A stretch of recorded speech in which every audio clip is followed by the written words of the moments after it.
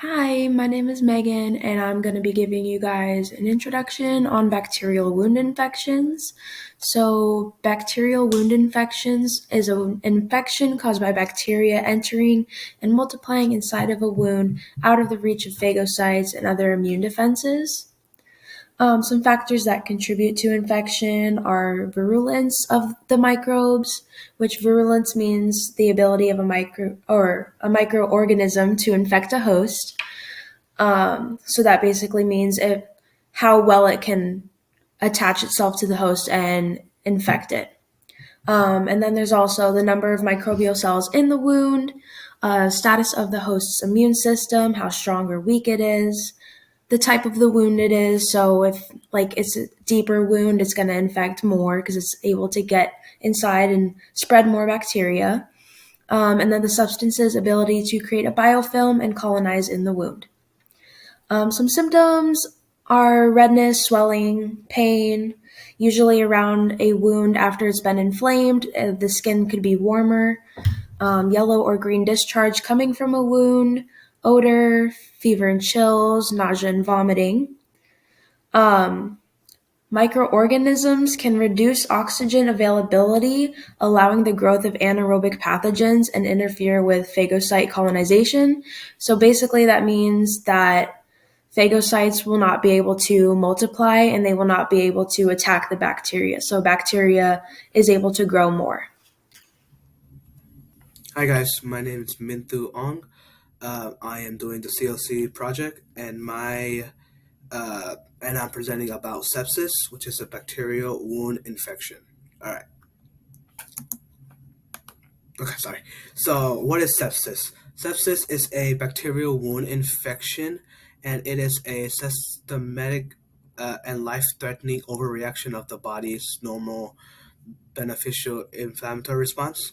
So basically, any wound that isn't properly clean or any wound that's not dealt with properly can be severe and can get sepsis, like any opening of the skin or anything like that. Sepsis usually targets the elderly, and it targets people that already have chronic illnesses such as like lung disease or even asthma.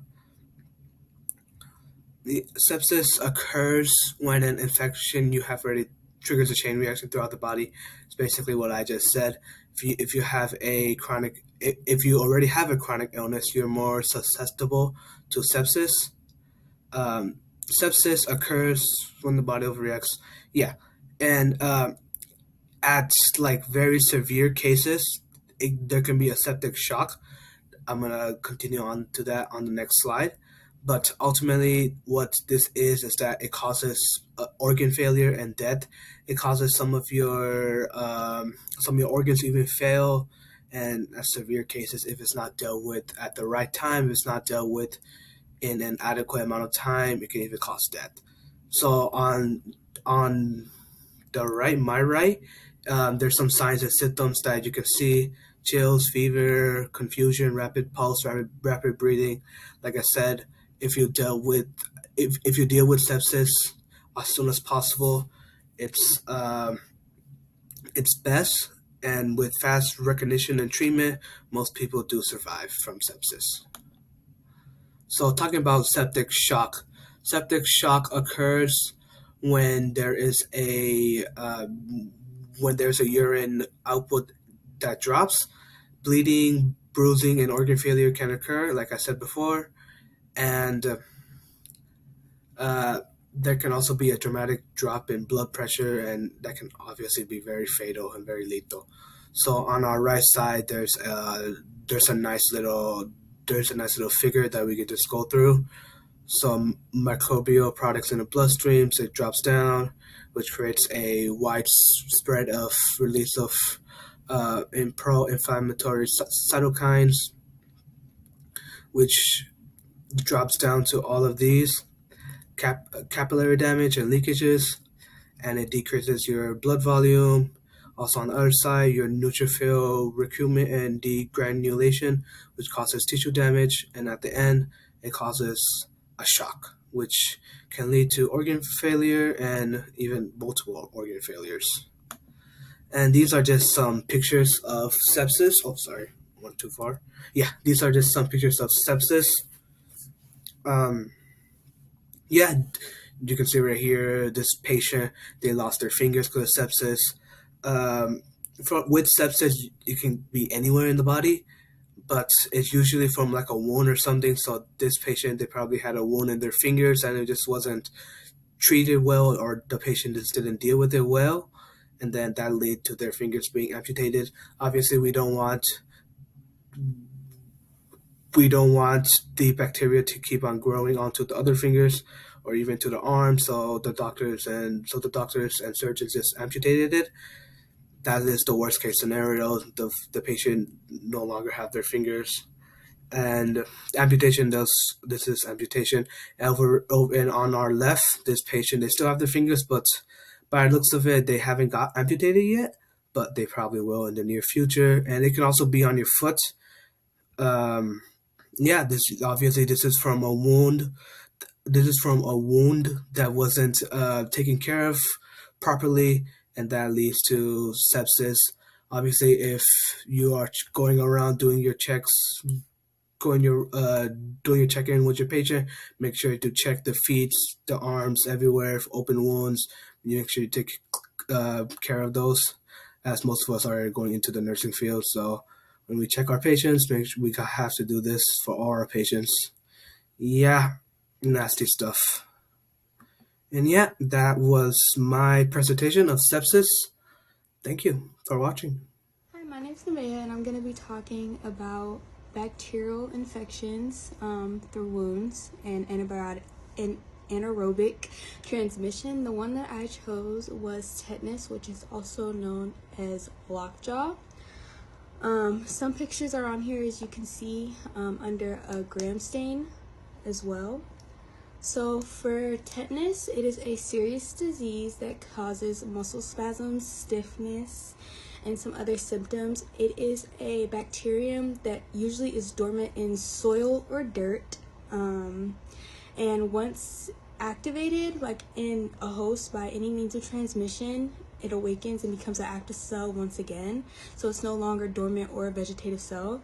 And it'll replicate like that. And then some signs and symptoms are the fact that it does take a 10-day incubation period before the symptoms do start. So that'll cause such things like difficulty swallowing, stiffness in the neck, and like I said, the really bad muscle spasms.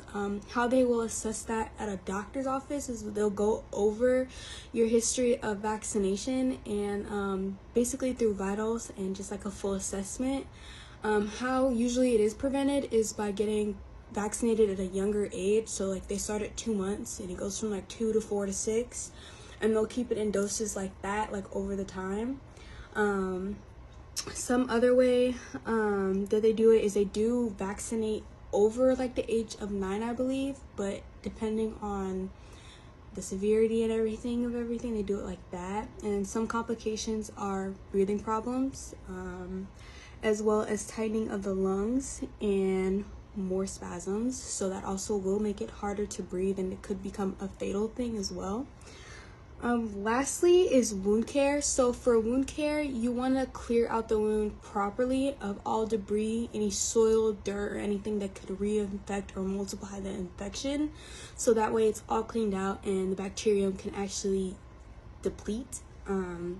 There is no medicine for the toxin. They'll like prescribe an antitoxin, but besides that, it'll just kind of take its place.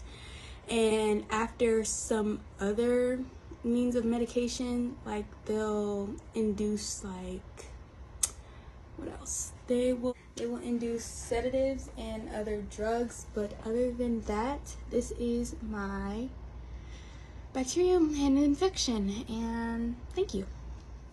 All right, now we're going to talk about the treatment of bacterial wound infections, which most of them can actually be treated through antibiotics, as antibiotics can just kill the bacteria. But there are other factors that can help spread up the healing process and spread up the killing of the infection. One of them is known as wound care, which is basically just making sure that you are changing your bandage, dressing, keeping the wound covered and moist as long as possible while it is healing, and making sure that you clean the wound and change out your bandages until it is fully done healing. Another thing that is possible is surgical process. If the wound needs it, sometimes doctors will go in and perform a low grade surgery just to help the healing process along. So basically, this is when, if the wound is not already open, they will go in and open the wound. And this is where they would perform any tests on any pus that is there or the dead tissue to help identify what kind of infection it is and determine the best antibiotic to use to help kill the bacteria in the infection. Then they would debride the wound by removing dead or infected tissue in the wound. And then they will rinse the wound with saline solution, drain the wound of any pus, and then they would suture it and close the wound back up if they needed to. And then they would cover it with a bandage where you would need to make sure that the bandage is always clean and so on. Some wound infections, however, can be more difficult to treat than others, such as staphylococcal strains being resistant to antibiotics.